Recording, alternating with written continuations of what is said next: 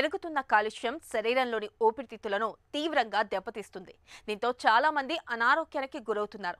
ఇందులో పిల్లలు, వృద్ధులు అధికంగా ఉంటున్నారు. పెరుగుతున్న కాలుష్యం శ్వాసకోశ వ్యాధులకు దారితీస్తుంది. క్రానిక్ బ్రాంకైటిస్ నుంచి గుండె జబ్బులు, మధుమేహం వరకు సంభవిస్తున్నాయి. ఇటువంటి పరిస్థితుల్లో ఊపిరితిత్తులను ఆరోగ్యంగా ఉంచడం చాలా ముఖ్యం. దీనికోసం పోషకాలు అధికంగా ఉండే ఆహారం తినడం అవసరం. అలాంటి ఆహారాల గురించి ఇప్పుడు తెలుసుకుందాం.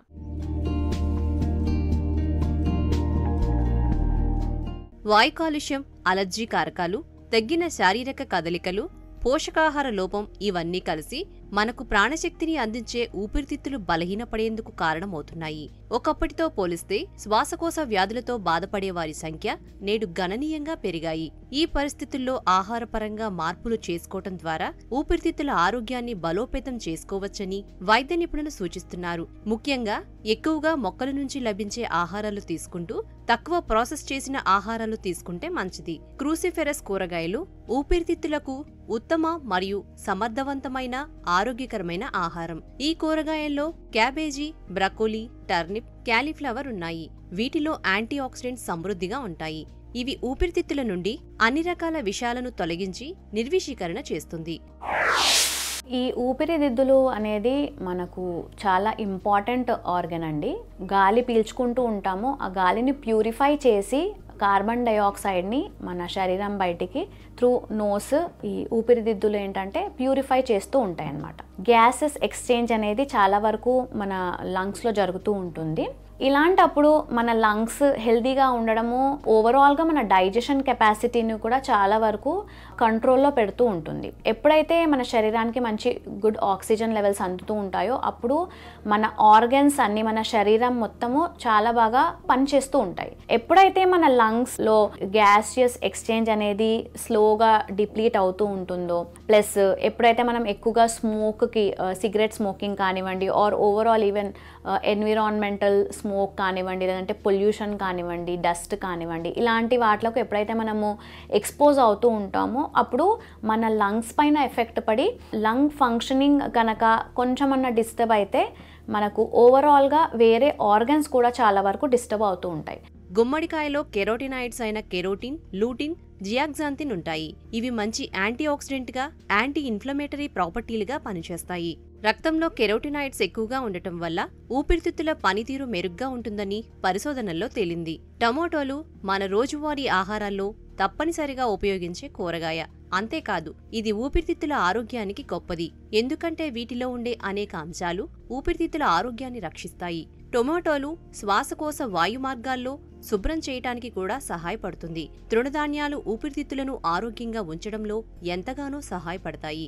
బ్రౌన్ రైస్, గోధుమలు, ఓట్స్, బార్లీలో యాంటీ ఆక్సిడెంట్స్ మరియు యాంటీ ఇన్ఫ్లమేటరీ లక్షణాలు ఎక్కువగా ఉంటాయి.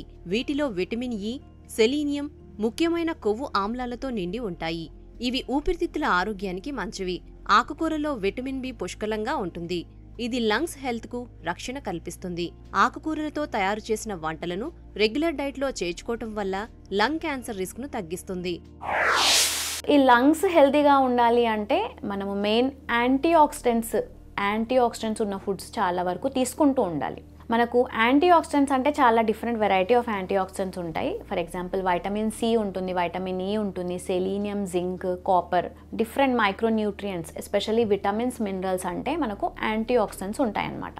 సో ఈ యాంటీ ఆక్సిడెంట్స్ ఉన్న ఫుడ్స్ వచ్చేసి మనకు ఎస్పెషల్లీ బెర్రీస్ అంటారు. అంటే ఎంత మనకు డీప్ పిగ్మెంటేషన్ అనేది ఫ్రూట్లో కానీ వెజిటబుల్లో కానీ కనిపిస్తూ ఉంటుందో అంత డెప్త్గా అందులో యాంటీ ఆక్సిడెంట్స్ అనేవి ఉంటాయి. ఎస్పెషల్లీ ఇప్పుడు మనము పసుపు తీసుకుంటాం, అందులో కర్క్యూమిన్ ఉంటుంది. అది కూడా ఒక టైప్ ఆఫ్ యాంటీ ఆక్సిడెంట్.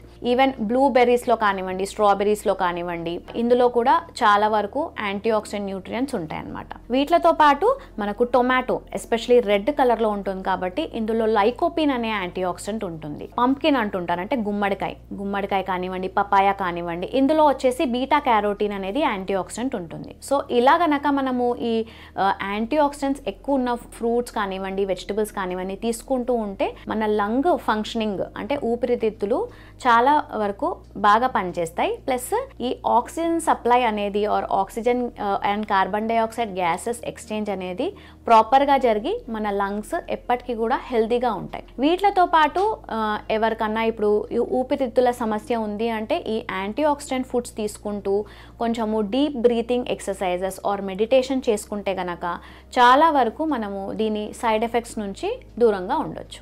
సాధారణంగా మనం తినే ఆహారంలో ఉప్పును వాడుతుంటాం. అయితే ఉప్పు మోతాదు మించితే మాత్రం అనారోగ్య సమస్యలు తప్పవు. ముఖ్యంగా ఉప్పు వల్ల ఊపిరితిత్తులకు ఎక్కువగా హాని కలుగుతుంది. రోజువారీ ఆహారంలో ఉప్పును పరిమితంగా వాడటం మంచిది. ఫ్రైడ్ ఫుడ్ ఊపిరితిత్తులపై తీవ్రమైన ప్రభావం చూపుతుంది. కావున ఫాస్ట్ ఫుడ్, ఫ్రైడ్ ఫుడ్ను ఎక్కువగా తీసుకోకపోవటం మంచిది.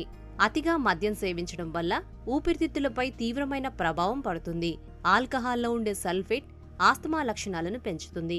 సిగరెట్ తాగటం వల్ల నేరుగా ఊపిరితిత్తులపై ప్రభావం పడుతుంది. సిగరెట్లలో ఉండే నికోటిన్ ఊపిరితిత్తులకు చాలా హానికరం. ప్రాసెస్ చేసిన నాన్ వెజ్ ఫుడ్లో ఉండే నైట్రేట్ వంటి ప్రిజర్వేటివ్ ఆహార పదార్థాలు ఊపిరితిత్తులకు హానికరం. అలాగే ఇవి ఊబకాయానికి కూడా కారణమవుతాయి. కూల్ డ్రింక్స్ ఎక్కువగా తాగటం వల్ల ఊపిరితిత్తులకు హానికరంగా మారతాయి. సాధ్యమైనంత వరకు వీటికి దూరంగా ఉంటే మంచిది.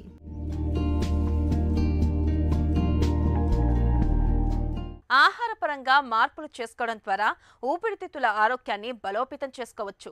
అలాగే తగినంత నీరు తీసుకుంటే మీ ఊపిరితిత్తులను హైడ్రేట్గా ఉంచడానికి మరియు ఊపిరితిత్తులతో సహా అన్ని అవయవాలకు రక్త ప్రసరణను పెంచుతుంది.